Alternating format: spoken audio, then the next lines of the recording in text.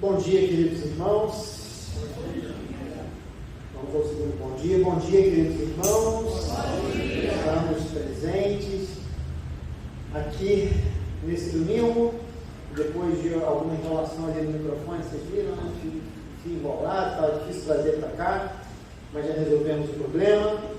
Vamos dar início a esse culto de louvor, de adoração ao nosso Deus. E eu convido você a abrir sua Bíblia no Salmo 90. O Salmo 90 é um salmo de Moisés, um salmo muito edificante. Há pessoas que dizem assim, é um salmo muito bonito, né? De fato é um salmo bonito por ser poesia, mas muito mais do que simples poesia, né? É a palavra de Deus.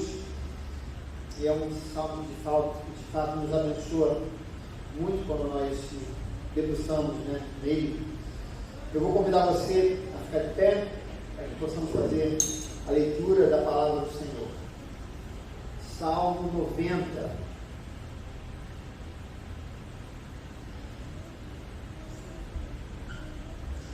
Salmo 90 diz o seguinte: Senhor, Tu és o nosso refúgio, sempre de geração em geração. Antes de nascerem os montes e de criares a terra e o mundo, de eternidade a eternidade, Tu és Deus. Fazes os homens voltarem ao pó, dizendo, retornem ao pó, seres humanos. De fato, 1000 anos para ti são como o dia de ontem que passou, como as horas da noite. Como uma correnteza, Tu arrastas os homens, são breves como o sono. São como uma relva que brota ao amanhecer, germina e brota pela manhã, mas à tarde murcha e seca. Somos consumidos pela Tua ira e aterrorizados pelo Teu furor. Conheces as nossas iniquidades, não escapam os nossos pecados secretos à luz da Tua presença. Todos os nossos dias passam debaixo do Teu furor, vão-se com um murmúrio. Os anos de nossa vida chegam a 70 ou 80 para os que têm mais vigor. Entretanto, são anos difíceis e cheios de sofrimento, pois a vida passa depressa e nós voamos. Quem conhece o poder da Tua ira? Pois o Teu furor é tão grande como o temor que te é devido. Ensina-nos a contar os nossos dias, para que o nosso coração alcance sabedoria. Volta-te, Senhor. Até quando será assim? Tem compaixão dos Teus servos. Satisfaze-nos pela manhã com o Teu amor leal, e todos os nossos dias cantaremos felizes. Dá-nos alegria pelo tempo que nos afligiste, pelo amor, pelos anos em que tanto sofremos. Sejam manifestos os Teus feitos aos Teus servos e aos filhos deles o Teu esplendor. Esteja sobre nós a bondade do nosso Deus soberano. Consolida para nós a obra de nossas mãos. Consolida a obra de nossas mãos. Amém. Amados, o Deus do qual nós vamos prestar o nosso culto nessa manhã, Ele é o nosso refúgio sempre, de geração em geração.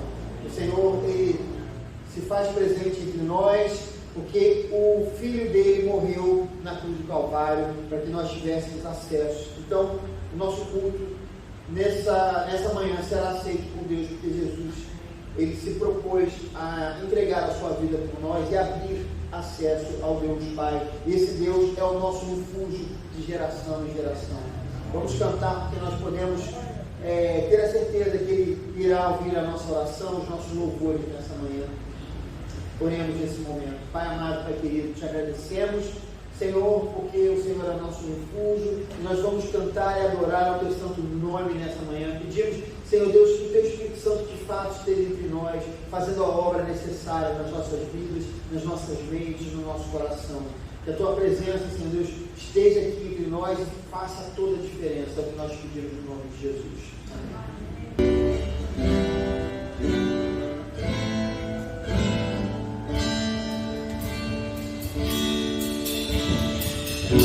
Famoso és, Rei do universo, tua glória enche a terra e enche os céus. Tua glória enche a terra, tua glória enche os céus, tua glória enche minha vida, Senhor. Maravilhoso é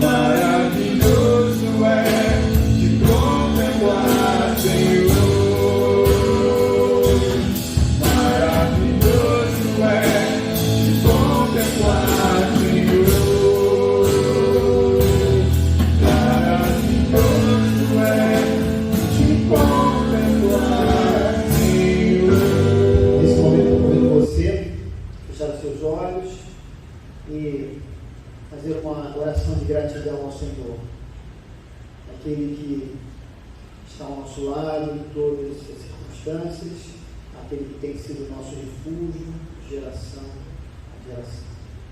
Olha o Senhor você.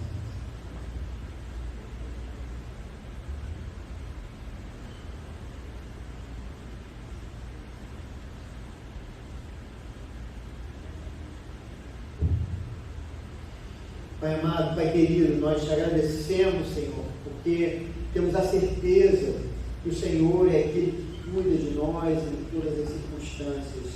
A Tua palavra nos diz que Tu és o nosso refúgio de geração em geração. A Tua palavra nos fala do amor leal do Senhor, aquele amor que dura para sempre, o amor eterno de Deus que está sobre nós, demonstrado na cruz do Calvário, em Jesus Cristo, na sua morte, na sua ressurreição. Nós te agradecemos, Senhor Deus, porque não importa as circunstâncias, temos a certeza que o Senhor sempre estará ao nosso lado. Nós nunca estaremos, Senhor Deus, seremos consumidos pelo mal, Senhor Deus, nunca seremos consumidos, Senhor Deus, pelas circunstâncias, porque o Senhor nos susterá em todos os momentos. Muito obrigado por isso, em nome de Jesus.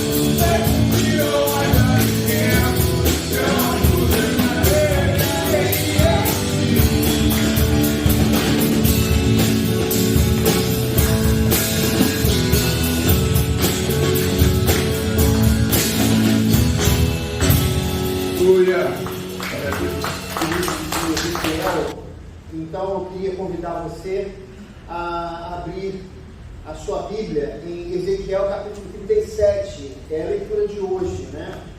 Eu vou convidar você a ficar de pé, para que possamos fazer a leitura. Ezequiel capítulo 37, versículo 1 ao 14. E a palavra do Senhor nos diz o seguinte: a mão do Senhor estava sobre mim, e por seu espírito ele me levou a um vale cheio de ossos. Ele me levou de um lado para o outro, e pude ver que era enorme o número de ossos no vale, e que os ossos estavam muito secos. Ele me perguntou: filho do homem, estes ossos poderão tornar a viver? Eu respondi: ó soberano Senhor, só tu o sabes. Então ele me disse: profetize a estes ossos e diga-lhes: ossos secos, ouçam a palavra do Senhor. Assim diz o soberano do Senhor a estes ossos: farei um espírito entrar em vocês e vocês terão vida. Porei tendões em vocês e farei aparecer carne sobre vocês, e os cobrirei com pele. Porei um espírito em vocês e vocês terão vida. Então vocês saberão que eu sou o Senhor. E eu profetizei conforme a ordem recebida. Enquanto profetizava, houve um barulho, um som de chocalho, e os ossos se juntaram, osso com osso. Olhei e os ossos foram cobertos de tendões e de carne, e depois de pele, mas não havia espírito neles. A seguir, ele me disse: profetize ao espírito, profetize, filho do homem, e diga-lhe: assim diz o soberano, o Senhor, venha desde os quatro ventos, ó Espírito, e sopre dentro desses mortos para que vivam. Profetizei conforme a ordem recebida, e o Espírito entrou neles. Eles receberam vida e se puseram em pé. Era um exército enorme. Então ele me disse: filho do homem, estes ossos são toda a nação de Israel. Eles dizem: nossos ossos se secaram e nossa esperança desvaneceu-se. Fomos exterminados. Por isso, profetize e diga-lhes: assim diz o soberano, o Senhor: ó meu povo, vou abrir os seus túmulos e fazê-los sair. Trarei vocês de volta à terra de Israel. E quando eu abrir os seus túmulos e os fizer sair, vocês, meu povo, saberão que eu sou o Senhor. Porei o meu espírito em vocês, e vocês viverão, e eu os estabelecerei em sua própria terra. Então vocês saberão que eu, o Senhor, falei e fiz. Palavra do Senhor. Amém. Feche seus olhos nesse momento. Pai amado, Pai querido, nós queremos te agradecer por essa palavra que foi lida nesse momento. Eu quero te pedir que o teu Espírito Santo, mais uma vez, esteja conosco, me guie nesse momento, me ilumine, para que o nosso entendimento possa também ser iluminado, para que a gente possa entender a palavra dessa manhã, a porção necessária da tua palavra para as nossas vidas. Tem misericórdia de mim nesse momento e abençoe esses irmãos que estão, os irmãos que vão ouvir essa palavra em casa no período da noite. Nós oramos assim em nome de Jesus. Amém. Os irmãos podem se assentar. Não sei se Marcelo tem para saber. Pega um copinho d'água, por favor. Obrigado, Jefferson. Ah, já está aqui. Estava debaixo da casa. E você andar à toa, né, Jefferson? É bom para fazer atividade física. Eu falei para Antônio hoje, né, que eu corro todo dia 22 quilômetros de carro.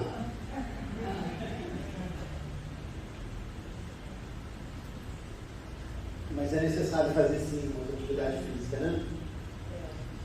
Muito bem, momento bobagem. Agora vamos ao que é a sério.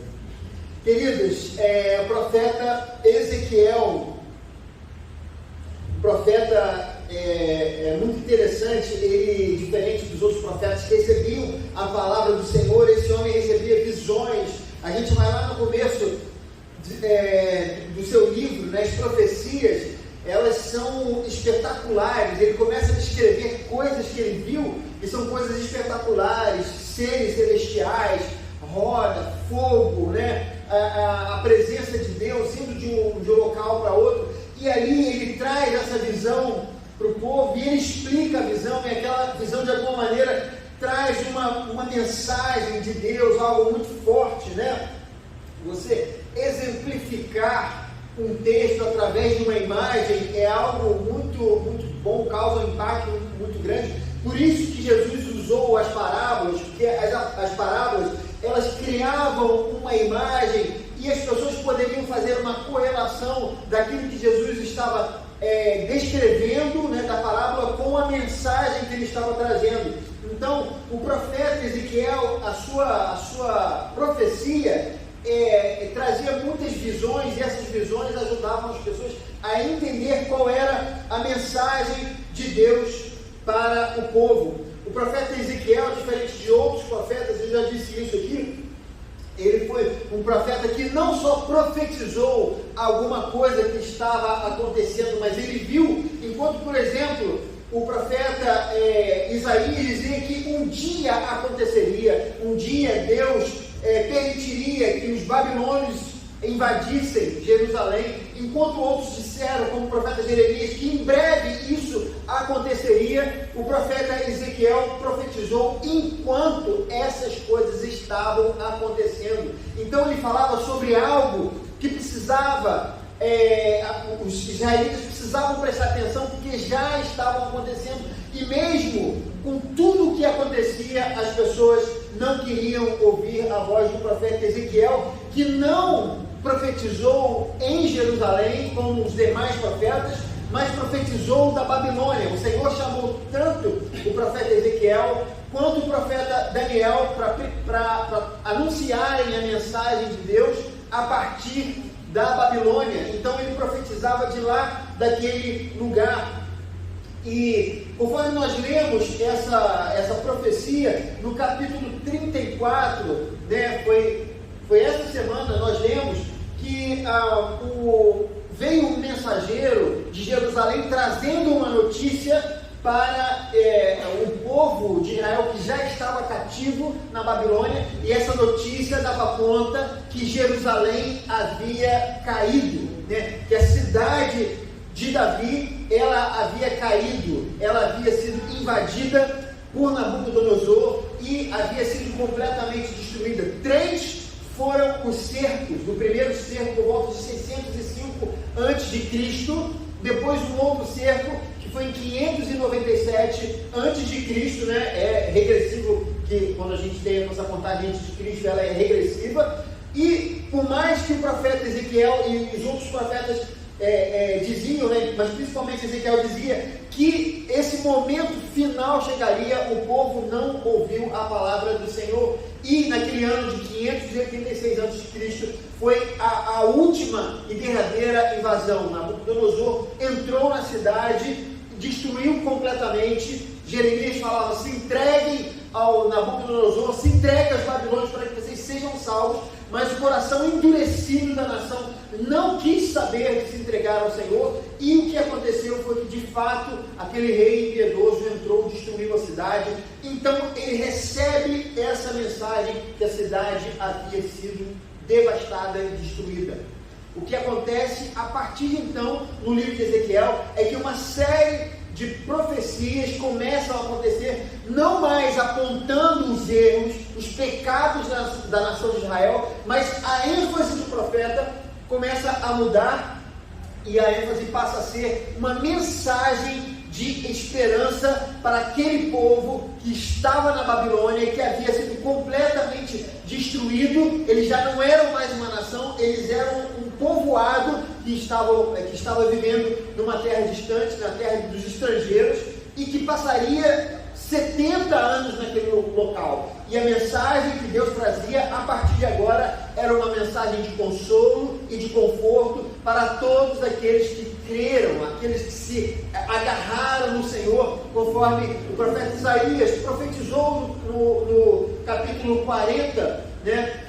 Dizendo que os que esperam no Senhor renovam as suas forças. E essa mensagem era para o povo que estava na Babilônia e precisava se agarrar em alguma coisa, e nesse momento as profecias de Ezequiel eram necessárias para que eles esperassem no Senhor, para que eles se agarrassem naquelas promessas, para que eles continuassem tendo um sentido para a vida, para que eles não se desviassem, não se misturassem, para que eles continuassem tendo a visão de que um dia Deus restauraria a nação. E havia, irmãos, um propósito divino na reconstrução da nação. Isso é algo muito importante. Não era simplesmente, Deus não estava simplesmente refazendo, não fazia parte dos planos de Deus, refazer uma nação por si só, não porque eles eram bonitinhos, não porque eles eram legais, não porque eles haviam recebido as leis de Deus, mas muito mais do que isso, o propósito divino para que a nação de Israel se reerguesse era porque através da descendência de Abraão, todos os povos da terra seriam abençoados, e essa promessa tem a ver com Jesus Cristo. Deus, ele planejou antes da fundação do mundo que o seu Filho viria morrer pela humanidade, para salvar a humanidade, e isso se passava pela história de Jerusalém, pela história de Israel, isso se passava pela cidade de Jerusalém. Deus havia colocado isso nos seus planos, então era da vontade de Deus que aquela cidade fosse reerguida das cinzas para que desse continuidade aos propósitos de Deus para a salvação da humanidade. Então, o que a gente percebe, irmãos, que essa profecia, algo tão importante, tinha a ver com esse plano divino para essa nação. E como nós olhamos para essa profecia, eu vou falar algumas questões sobre ela, mas antes nós vamos dar uma repassada nela. Como aconteceu essa profecia? De repente, Ezequiel, que estava na Babilônia, recebe uma visão da parte de Deus, e aí nessa visão ele é levado, né? Não é que ele é literalmente levado, mas é uma visão que ele tem, e aí ele é levado para um determinado lugar, um vale muito grande, e havia naquele vale muitos e muitos ossos secos, ossos que estavam de cadáveres que haviam sido mortos há muito e muito tempo, por isso eles estavam secos, não era alguma coisa recente. E aí Deus pergunta para ele: filho do homem, esses ossos poderão tornar a viver? E aí é uma pergunta que ele não sabe responder, e aí ele diz: eu respondi, ó soberano Senhor, só tu o sabes. Ele sabia que Deus poderia fazer alguma coisa, mas ele mesmo, como profeta, não tinha essa certeza, mas ele fala: Senhor, tu o sabes. E aí o Senhor manda que ele profetize sobre aqueles ossos, e aí o que acontece? Profetize, né, que eles vão voltar à vida, e aí o que acontece? Que ele começa a profetizar para que aqueles ossos voltem a viver. É que começa aquela multidão de ossos, começa a chacoalhar, e aí, como num quebra-cabeça, eles começam a se juntar, né, um osso com o outro, formando novamente esqueletos. Perceba que isso é o contrário do que acontece no processo, quando uma pessoa morre e o corpo, como é que fala, gente? A decomposição, obrigado, a decomposição do corpo, que exatamente você começa ali pela pele, né? Depois com os tendões, né? Fica o cadáver fica ali com os tendões, depois aquilo também é consumido, e aí ficam apenas os ossos, e aí o processo é o processo oposto. Então os ossos se juntam, e aí os tendões eles começam a surgir, e depois começa a surgir a pele, e aqueles ossos e aqueles corpos, eles ficam inertes naquele local, naquele lugar, e aí o Senhor manda que ele profetize, né, vida sobre aqueles ossos, e aí ele começa a profetizar, e aí um vento sopra naquele local, o Espírito sopra naquele local, e aqueles ossos e aqueles corpos, eles passam a viver novamente, e de repente eles se colocam de pé, e na verdade aquele não era simplesmente pessoas quaisquer que estavam ali, mas eram soldados. Aquilo era um exército que havia sido morto e que agora estava vivo. Todo um exército havia vivido. E aí a profecia diz que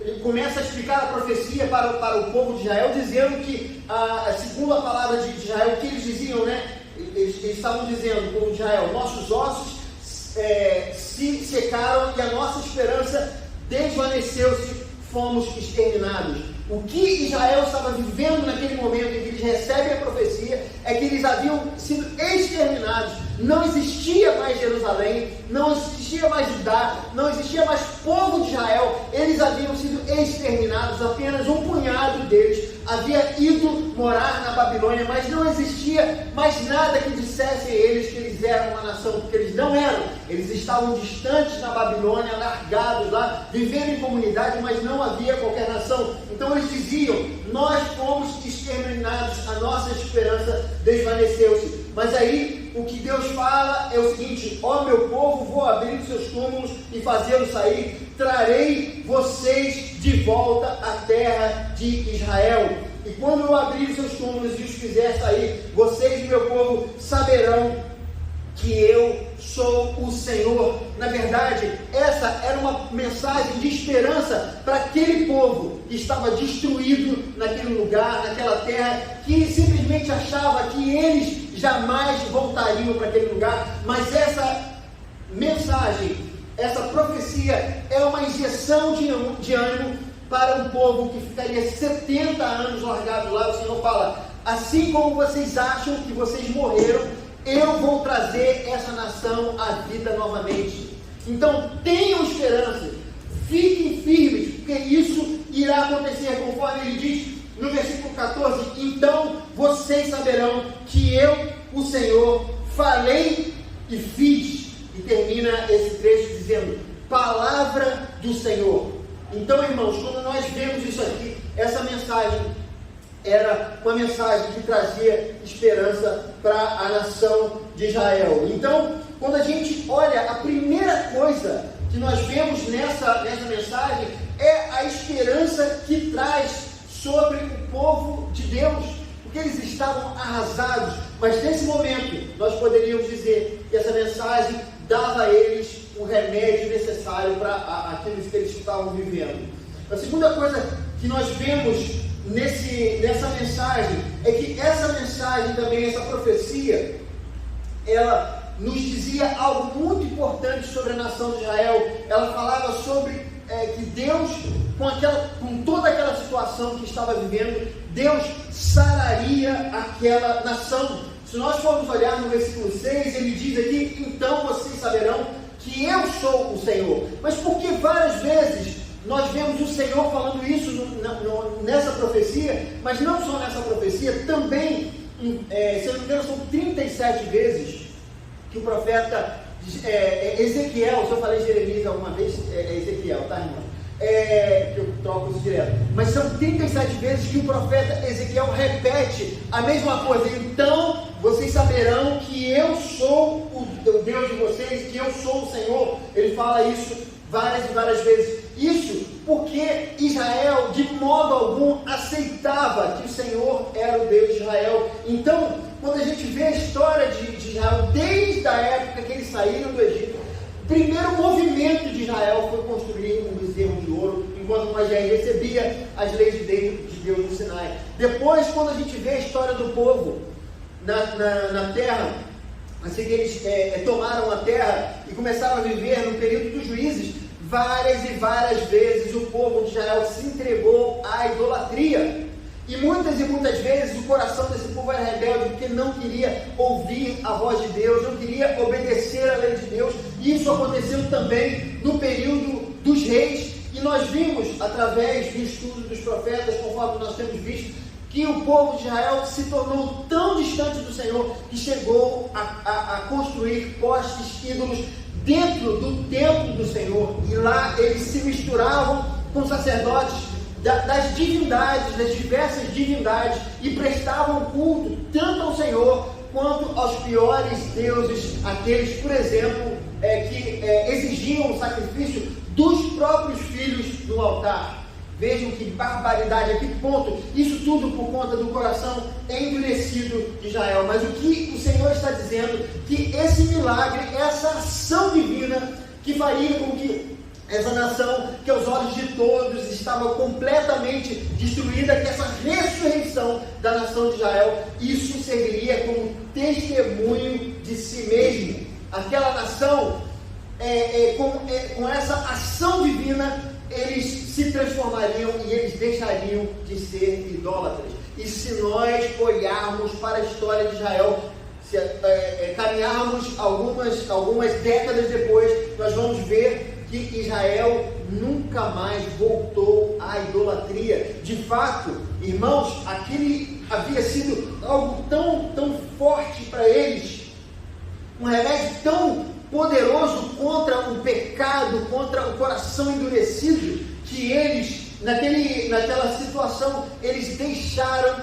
de servir, prestar culto aos deuses. Nunca mais em Israel, até a vinda de Jesus Cristo, nós vimos que não havia mais qualquer problema com a idolatria. Lembrando que nos tempos de Jesus Cristo, o problema dos religiosos não era a idolatria, era o apego excessivo à lei de Deus. Mas nota-se que eles, com essa experiência tão forte, né, daquilo que aconteceu, Deus fazendo com que a nação retornasse depois da nação estar completamente exterminada, aquilo foi tão forte para eles que eles abandonaram completamente os ídolos, né? De fato, o Senhor curou aquele coração duro, aquele coração de pedra, e trocou o coração de pedra por um coração de carne. O próprio profeta Ezequiel fala sobre essa cura que Deus faria. E uma outra coisa que a gente vê nessa profecia, que quando Deus agisse transformando aquela nação morta em uma nação viva novamente,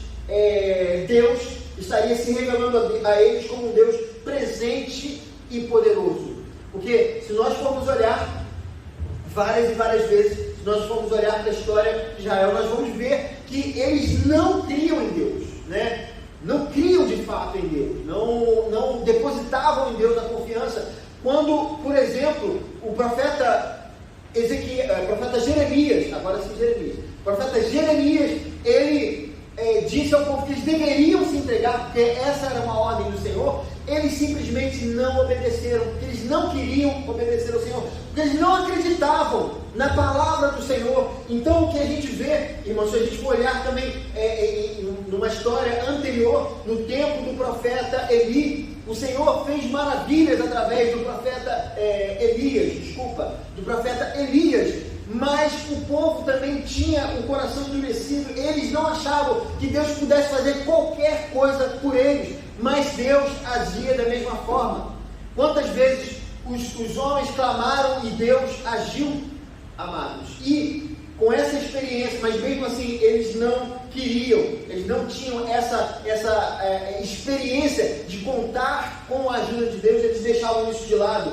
E com tudo isso que aconteceria, Deus para eles seria alguém presente e poderoso após ele intervir na história de Israel e transformá-los novamente em uma nação.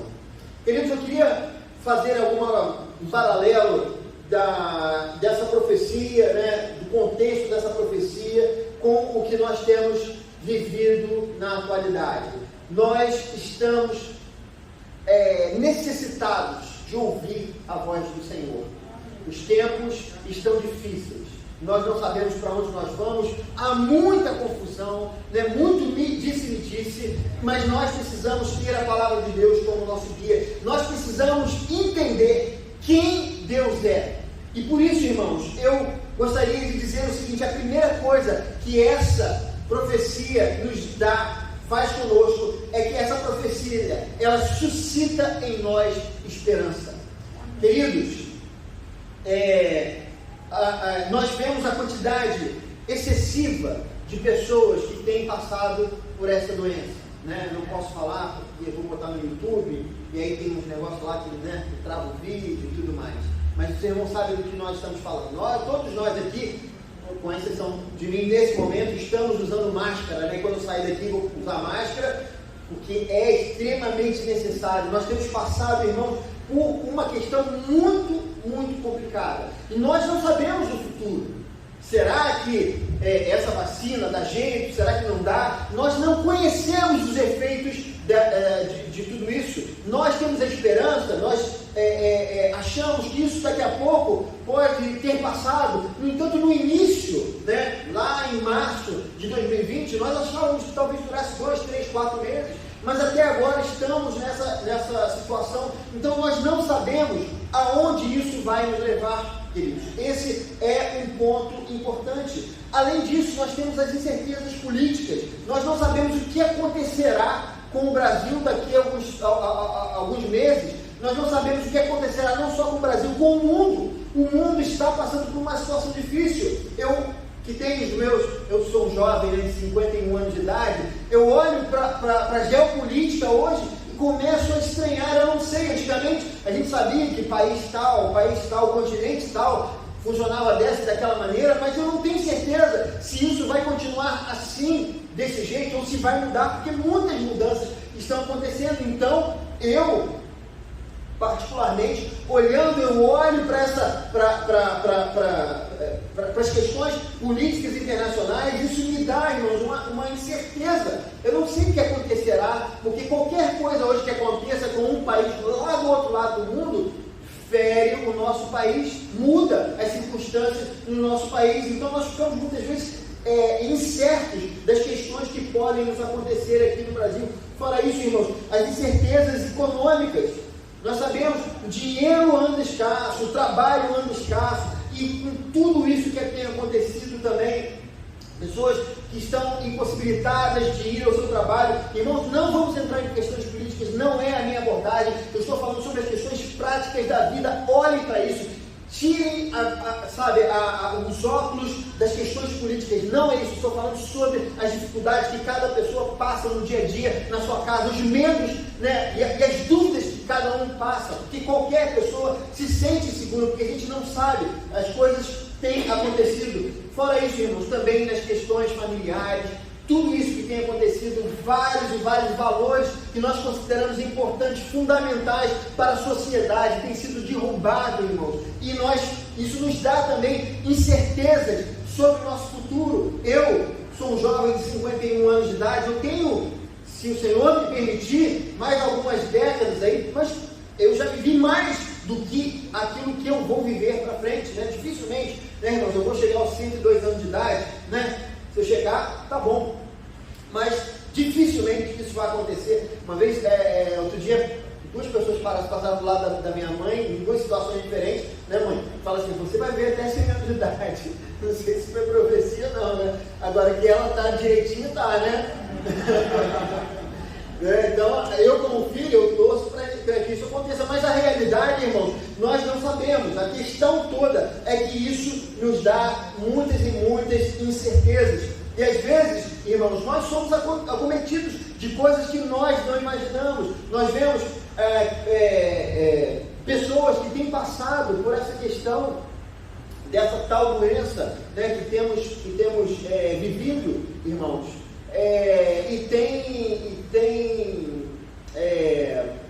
E ficaram doentes, né? E uma série de certeza. Nós temos um irmão da nossa comunidade, nós temos orado por ele, nós precisamos continuar orando por ele, simplesmente porque a gente não tem certeza do que nos acontecerá se nós contrairmos essa determinada doença. Então nós ficamos inseguros com tudo isso, mas o que nós vemos é que essas coisas, irmãos, acontecerão enquanto nós estivermos nesse mundo, porque o Senhor nos fala que no mundo tereis aflições, mas tenham bom ânimo, eu venci o mundo. Então, todos nós estamos passíveis a qualquer uma dessas coisas. O desemprego bate à porta das pessoas e qualquer um de nós pode passar ou pode estar passando por uma situação como essa. Alguém pode estar passando por uma situação financeira complicada também. Alguém pode estar passando por questões, problemas na família. Mas o que essa profecia nos diz é que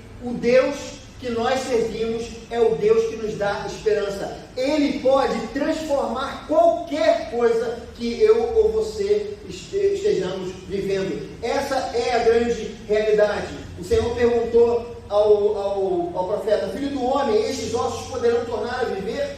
E ele respondeu: ó soberano Senhor, só tu o sabes. A verdade é que eu não tenho bola de cristal, eu não sei dizer o que vai acontecer amanhã, mas o que eu sei, o que a palavra nos fala é que o Senhor cuida de nós. E se for necessário, Ele vai transformar qualquer coisa que você esteja passando, desde que isso seja da vontade de Deus, irmãos. Não adianta você montar uma banquinha do crime, né? Vendendo lá drogas e tudo mais, ficar, Senhor, abençoa, transforma, faz essa venda aqui, essa vendinha que seja um grande negócio e tal. Não adianta, irmão. Existem coisas que Deus não vai fazer, porque nós não sabemos pedir. Nós precisamos entregar. Deleita-te no Senhor, e Ele concederá o que deseja do teu coração. Entrega o teu caminho ao Senhor, confia nele, e Ele tudo fará. Esse é o ponto. Entrega o teu caminho ao Senhor. Então, não pense que Deus vai fazer uma coisa que esteja fora da vontade dele, porque Ele não vai fazer. Deus não é manipulável. Deus não é algo, uma força que você junta ali, uma caneta, um couro de sapo, cozinha numa panela, e aí Ele é obrigado a te dar determinadas coisas. Deus é um ser pessoal, um ser pensante, e Ele nos trata como filhos, e Ele vai fazer ou não vai fazer segundo a sua vontade, mas saiba que Ele tem poder para transformar ossos secos em um exército de pessoas vivas. Ele tem poder para ressuscitar, queridos. E a mensagem também é importante para nós, porque essa profecia nos ensina que a ação sobrenatural de Deus pode servir para curar as nossas mazelas e pecados. Assim como o Senhor curou as mazelas e pecados, porque destruiu a nação, que Ele prometeu, preservou o seu povo e trouxe o seu povo de volta, e aquilo serviu como cura, como remédio para a nação. Muitas vezes Deus faz isso também conosco, irmãos. Não adianta a gente achar que Deus vai ser assim, assim e daquele jeito. Às vezes Deus retira de nós algumas bases porque é necessário. E aí eu estava conversando essa semana com um irmão, e eu estava contando sobre uma experiência que eu tive, uma experiência pessoal. Houve um momento da minha vida profissional que o Senhor fechou todas as portas para mim. Eu simplesmente, tudo que eu tentava não estava indo, não estava acontecendo. Amados, eu tenho um chamado para o ministério desde os meus 25 anos de idade. Na verdade, esse chamado é desde que eu era criança, mas durante um tempo ele se apagou, né? Eu fiquei meio assim, negando. Aos 25 ele veio forte, e aí comecei a me preparar para o ministério. Mas alguma coisa dentro de mim, uma inquietação, nunca me permitia assumir uma igreja, nem entrar de cabeça. Eu pregava, eu ensinava, eu aconselhava, eu trabalhava como pastor, mas nunca assumia isso, nunca me permitia ser ordenado. Eu ficava me dando uma desculpa, não, é assim mesmo, não, eu posso ser pastor sem ter um título de pastor, e tudo isso é verdade, mas Deus não queria isso de mim, e Deus foi cercando, até que um dia, eu, um pouco antes de dormir, sentado na cama, conversando com a Gláucia, e eu falei com ela o seguinte: eu acho que o meu caminho na música, ele está fechado. Acho que Deus não quer mais que eu prossiga. E eu falei assim, então, se Deus não quer, eu não vou ser mais. Nesse dia, eu chorei muito, porque eu tinha uma ligação muito forte. Mas eu falei, Senhor, eu acho que é isso que Tu queres. Então, eu entrego ao Senhor isso aqui, né? Amados, o que aconteceu? De repente, eu comecei a cair de cabeça no ministério pastoral. Comecei a me ver como pastor, e tudo o que eu queria era continuar nesse trabalho. Amados, como vocês sabem, alguns meses atrás, parece que a música voltou para a minha vida. E eu percebi que Deus estava abrindo determinadas portas, e eu simplesmente falei, então se isso é do Senhor, então que isso aconteça. Mas algo aconteceu, eu notei que alguma coisa aconteceu dentro de mim, muito diferente. Enquanto naquela época eu usava todos os recursos para fugir do ministério, e a música era aquilo que eu guardava dentro de mim para dizer assim, não, o ministério agora não. Nesse momento eu não tenho mais esse sentimento. Eu me sinto pastor, e mesmo que eu volte a tocar, eu continuo sendo pastor e não largo mão disso, porque foi o Senhor que me chamou, e eu me sinto vocacionado e chamado para essa obra. E me sinto feliz por estar aqui, aconteça o que acontecer, né? Com a parte da música, não me importo mais, não tenho mais problema com isso, simplesmente porque o Senhor sarou algo dentro de mim, mas um evento precisou acontecer, e o Senhor, depois me chamando de volta, Ele me chama curado daquilo que precisava ser curado dentro de mim. Todos nós temos coisas para sermos curados, Muitas vezes coisas acontecem como aconteceu com Israel, quando foi completamente destruída. Só assim eles puderam ser curados. Porque enquanto havia Jerusalém, enquanto havia templo do Senhor, enquanto havia os reis de Israel, eles não se permitiam ser curados. Quando o Senhor tirou tudo deles, depois levou o povo para a Babilônia, eles viveram 70 anos depois, retirou aquele povo e fez dos ossos secos um exército, fez aquele povo florescer novamente. Só ali é que eles foram curados, amados. Deus pode estar querendo fazer alguma coisa na sua vida, alguma coisa necessária. Então permita-se, entregue ao Senhor aquilo que Ele está pedindo a você. Se o Espírito Santo está tocando no seu coração, na sua vida, na sua mente, Deus está falando alguma coisa, eu quero isso, entregue, porque é Ele é amoroso, Ele é bondoso e Ele vai cuidar de você.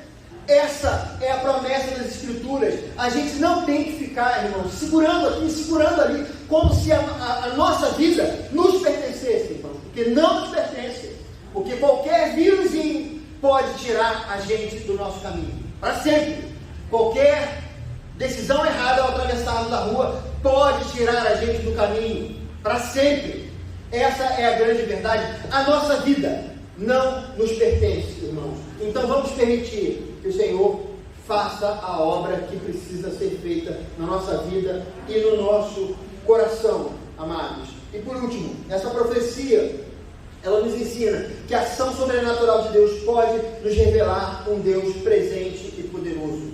Queridos, você não sabe, de repente o Senhor, arrasou a sua Jerusalém, aquilo que você tinha, mas quando Ele agir, você terá algo muito mais precioso.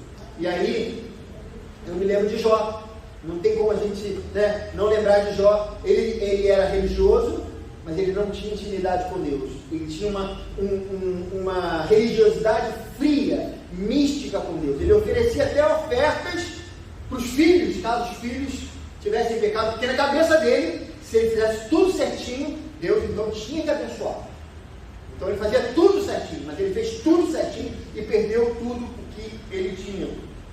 Queridos, o que acontece com aquele homem é que depois que ele passa por tudo aquilo, Deus, Ele faz algo importante. Ele passa a conhecer a Deus não apenas de ouvir falar, mas os olhos dele passam a vê-lo, a conhecê-lo. Ele passa a ter uma coisa que ele não tinha, intimidade com Deus. Amados, esse é um ponto também muito importante que nós precisamos aprender com essa profecia. O Senhor, Ele tem algo a fazer nas nossas vidas, nos nossos corações, e a coisa mais importante do que você ter o seu emprego de volta, do que eu ter a música de volta na minha vida, do que você ter, de repente, a sua família, ou seja lá o que for, a sua conta bancária, seja lá o que for, o mais importante é que você se relacione intimamente com Ele, porque Jesus Cristo morreu na cruz do Calvário para nos aproximar de Deus. Não adianta a gente achar que a gente vem aqui na igreja, canta os hinos, ouve a palavra sendo pregada, que isso já nos basta. Não, o Senhor nos chamou à intimidade, e esse é um ponto importante. Deus nos chama à intimidade, conforme Ele fala aqui, porém o meu Espírito em vocês, e vocês viverão, e eu estabelecerei em sua própria terra. Então vocês saberão que eu, o Senhor, falei e fiz. Palavra do Senhor. Eles terão intimidade, eles saberão que isso ou aquilo foi Deus que fez na vida da nação. Do mesmo modo, irmãos, quando Deus agir na sua vida, você, pela intimidade que você vai ter com Ele, você vai saber, Deus agiu aqui, Deus agiu ali, eu me submeto a esse Deus que eu amo, que eu me relaciono com Ele, e às vezes isso vem através de algumas experiências que são difíceis, são ruins, coisas que Deus às vezes permitiu que acontecesse conosco. Amados, essa mensagem que eu queria trazer para vocês: tenham esperança nesses dias difíceis, confie no Senhor, Ele está cuidando de cada um de nós. Se algo aconteceu na sua vida, se foi destruído, deixa que Deus pode ressurgir, irmão, fazer ressurgir isso que você perdeu em algum momento. Saiba que o nosso Deus, ele tem poder para interferir. Ele tem poder para transformar ossos secos num exército de pé, pronto para a batalha. E ele pode fazer isso também na sua vida. Pense nisso. Viva essa realidade. O nosso Deus, ele é poderoso. Amados, eu queria dizer uma coisa para vocês. Aproveitar essa mensagem e o Senhor tocou no meu coração para falar sobre isso. Nosso irmão Cláudio, ele está num momento muito difícil no hospital. Nós vamos orar por ele. Nesse momento, coloque o irmão no seu coração. Feche os seus olhos. Coloque o irmão Cláudio, que você conhece, ele que você não conhece. Lembre-se da profecia dos ossos secos. O nosso Deus, ele tem poder. O Espírito de Deus pode tomar aquele lugar, aquela UTI onde ele está, e pode curar o nosso irmão. Nós vamos colocar o nosso irmão Cláudio Ulisses nesse momento diante do Senhor e nós vamos orar. Pai amado, Pai querido, nesse momento nós queremos orar pelo nosso irmão. Senhor, nós não podemos fazer nada por ele. Nós não somos médicos, nós não temos conhecimento científico qualquer, Senhor. Então nós não podemos fazer. Na verdade, nem os próprios médicos podem fazer, eles fazem tudo que eles podem. Os remédios feitos pelos homens fazem tudo que podem. Mas nós cremos no teu poder. Esse tem poder para ressuscitar os mortos. Esse tem poder para curar as pessoas. E o que o Evangelho nos mostra tantas e tantas vezes, que o Senhor curou as pessoas, curou aqueles que precisavam de saúde. Nós oramos nesse momento.